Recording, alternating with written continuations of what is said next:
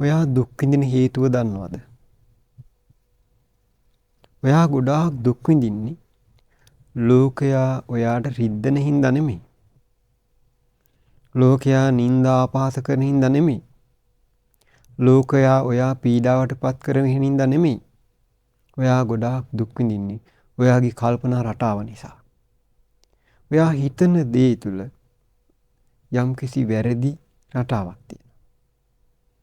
ඒ වැරදි රටාව නිවැරදි කරගත්තොත් මුළු ලෝකයක් එකතු වෙලා නිඳා කළත් මුළු ලෝකයක් එකතු වෙලා අපහාස කළත් ඔයා හොලවන්න බෑ.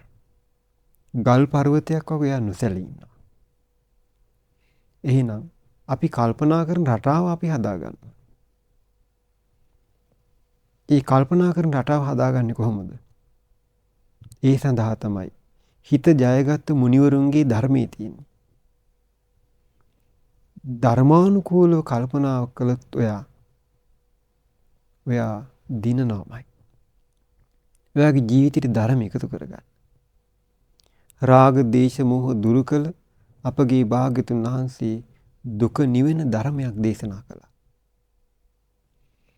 දුක හටගන්නේ ආසාව නිසා. අපි මේ ලෝකේ ආසාවන් පස්සේ හඹාගෙන ගියාට වැඩක් නැහැ. අවසානයේ මේ හැම දෙයක් අවසානයේ ඉතිරි වෙන්නේ දුක විතරයි. ඒ නිසා ධර්මයට ආසා කරන්න. ආසා කරන දේවල් අතර අපිට ධර්මයට ආසා කළොත් ඒ ආසා කිරීම උතුම් දෙයක්. ඒ තුල ඔබ නිවී සැනසී යාවි.